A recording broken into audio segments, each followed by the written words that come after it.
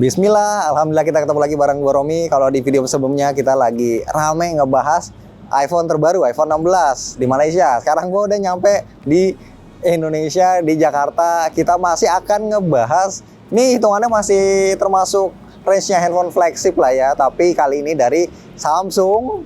Handphonenya apa? Ini S24 FE.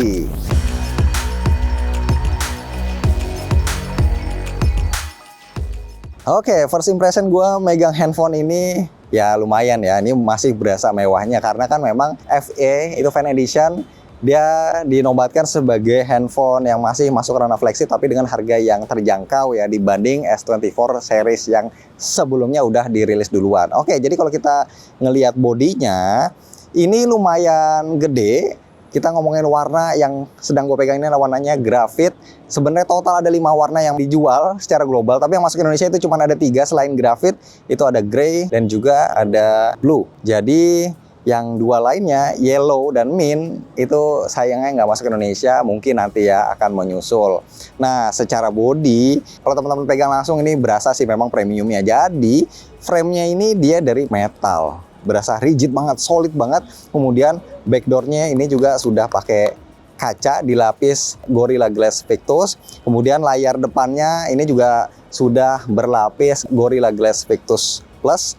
Dan untuk IP rating masih sama, ada di IP68. Nah, di sini kita bisa lihat ya di bagian atas dia ada slot kartu, lalu ada mikrofon di sebelah kanan. Ini ada tombol power dan juga ada volume rocker. Di sebelah bawah ada grill speaker, ada 2 mikrofon lagi dan juga ada port USB-C. Dan di sebelah kiri ini polos, tidak ada apa-apa. Nah, tadi gua udah sempat senggol sedikit soal layar. Jadi sebenarnya ini layarnya dia size-nya sedikit lebih gede dari yang sebelumnya 6,5 inci di S23 FE. Sekarang jadi 6,7 inci ya kata Samsung, biar pengguna itu lebih puas lah untuk pakai handphone ini ya buat medsosan, buat main game dan lain-lain. Nah, untuk layarnya itu yang dipakai masih sama, Dynamic AMOLED 2X dengan resolusinya Full HD+, tapi ada sedikit peningkatan di brightness yang tadinya cuma 1450 nits.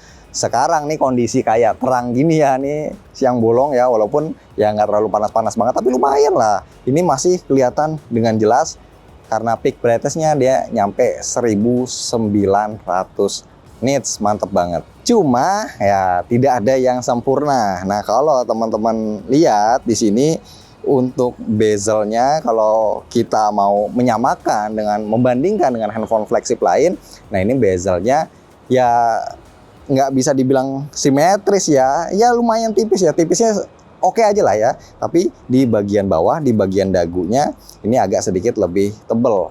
Jadi kalau kita ngelihat handphone flagship kebanyakan biasanya bezelnya lebih tipis dari ini. Paling ini aja sih yang agak sedikit disayangkan dari layarnya. Oke, gimana dengan spesifikasinya?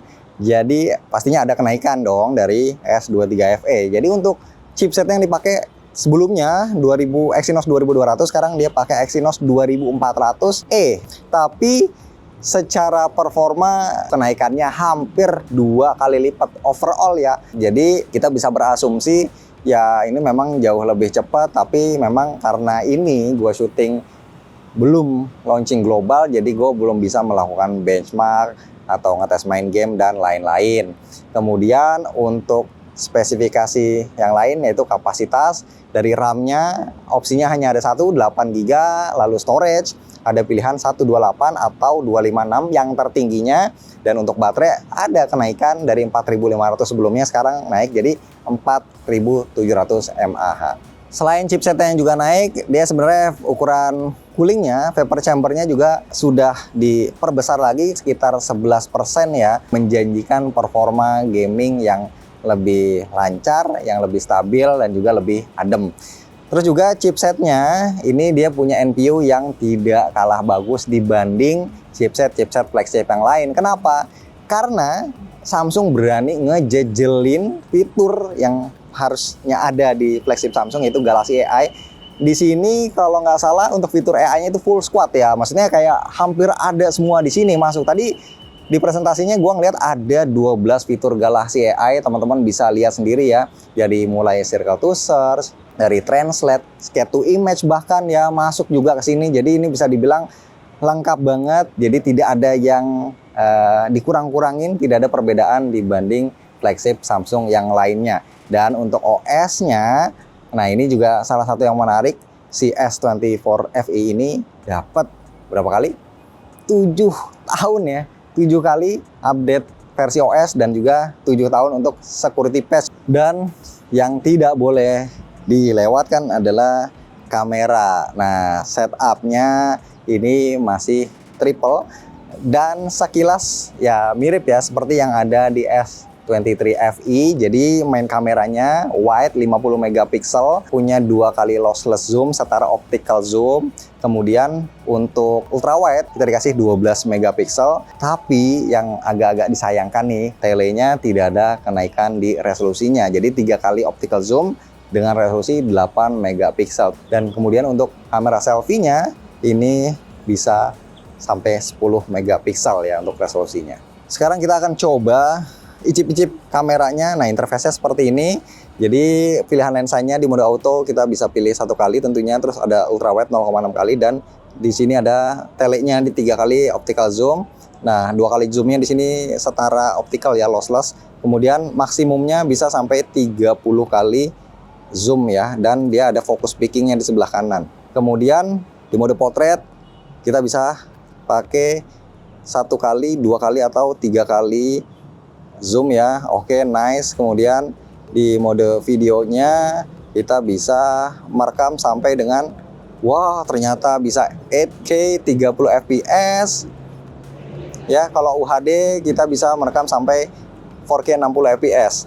Dan kalau kita mau aktifin Super Steady-nya, mentoknya tertingginya bisa di QHD 60. Oke, ini masih oke banget ya, masih nice banget lah hitungannya, bisa menggunakan stabilisasi di resolusi setinggi ini. Kemudian untuk kamera depan, oke, bisa merekam sampai 4K 60 juga ya. Luar biasa. Jadi kita bisa ngevlog dengan resolusi yang tinggi. Cuman memang di sini tidak ada opsi untuk Super Steady-nya.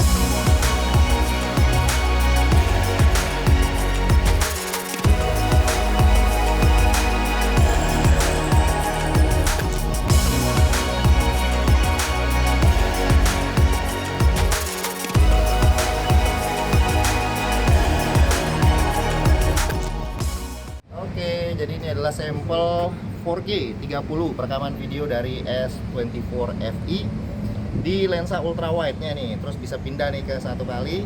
Nah, terus bisa pindah juga ke telefotonya. Coba zoom. Cukup. Nah, balik lagi ke 1 kali dan dia bisa pindah juga ke kamera depannya. Oke. Jadi enak ya di 4K 30, kita fleksibel banget ya. Bisa pindah-pindah ke semua lensanya. Nah, untuk 4K 60 hanya di kamera utamanya aja. Iya benar. 4K 60 dan 8K 30 di kamera utamanya. Oke, jadi untuk first impression dengan Samsung Galaxy S24 FE ini, secara desain kita bisa mendapatkan layar yang sekarang sedikit lebih besar dengan body build quality yang ini dapat improve ya, bagus banget ya bodinya. Belakangnya udah kaca, udah ada Gorilla Glass, frame-nya metal, terus juga IP68 tentunya juga masih ada. Layarnya juga spesifikasinya sama, tapi brightness-nya sudah up ke 1900 nits. Cuma memang paling ya untuk layar bezelnya aja ya, terutama bagian bawah ini masih kurang sempurna untuk dilihat, kurang nyaman ya gitu karena agak sedikit tebal. Nah, untuk spesifikasi gua belum bisa bicara banyak karena belum ngetes, tapi sepertinya Exynos 2400E ini cukup menjanjikan. Dan yang sangat menarik adalah Galaxy AI-nya kita dapat hampir semua dijejelin di dalam handphone ini. Tadi ada sekitar 12 fitur Galaxy AI yang lama maupun yang baru, yang mana artinya ini bisa disejajarkan. Memang benar-benar ini sejajar dengan handphone flagship Samsung yang lainnya, jadi nggak dibeda-bedain. Paling soal harga aja. Nah, ini untuk harganya, untuk yang versi 8128 harganya 999, dan untuk versi 8256 itu harganya 9 juta. Worth it atau enggak? Ya kita nggak bisa menilai sekarang karena belum menguji lebih jauh, tapi kita akan tahu jawabannya di video review yang insya Allah nanti akan kita buat.